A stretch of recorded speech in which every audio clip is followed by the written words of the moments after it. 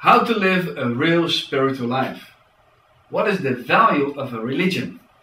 How can we find out the truth? Why do people turn to a religion? It could be to find answers to questions such as, where do I come from? Why do I live? Where am I going to? Whatever the reasons, a religion provides direction and aims to discover more about the spiritual life. Sometimes we can all feel an emptiness deep inside. That's because we have lost our close union and harmony with our Creator.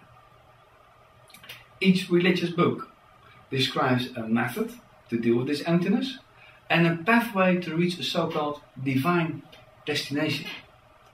Which method really works? And which pathway should we follow? Which religious book is really inspired by God? In such a book we have to discover more about God as the Creator. In the movie The Reason for God, I explain why. Read about Agent's story from the beginning. God is eternal. If a certain faith comes from God, then it must have started at the beginning. To find godly wisdom, cohesion and consistency. Because these are the fingerprints we can find in our Mother Nature. To read about truth and reality. If it is not true, that is meaningless.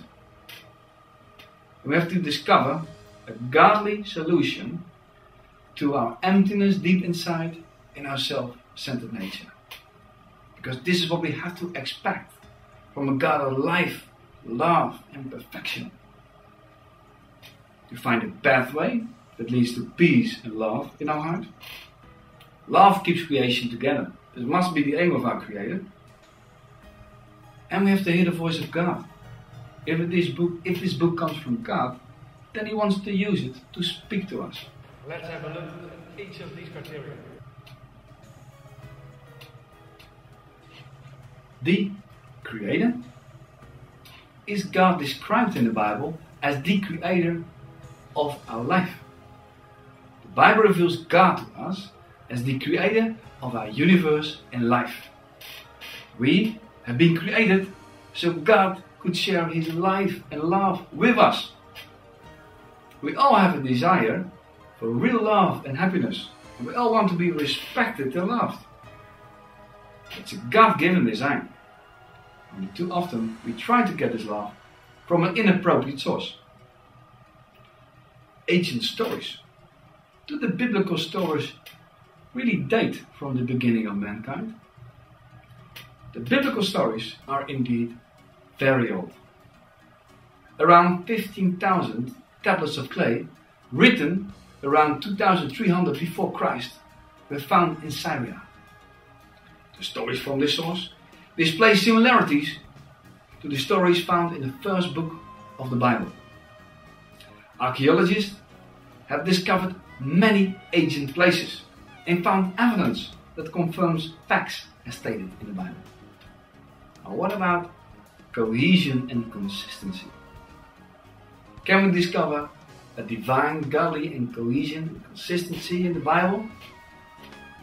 The Bible is a collection of 66 books written in 1500 years by 40 authors. It consists of two parts, the Old and the New Testament. There is a remarkable harmony and consistency between all these books. In the first part, the Old Testament, we can read how the first people lost their glorious lives with God.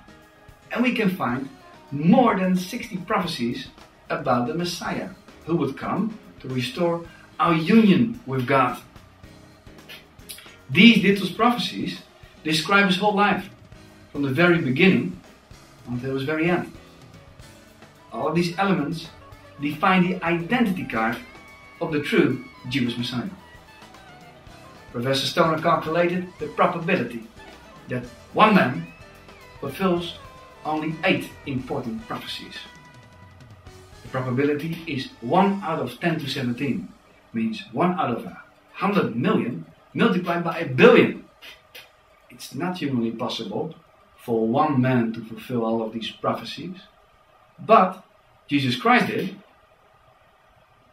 And we have to remember that most of the prophecies about the Messiah are dated more than 600 years before Jesus Christ was born.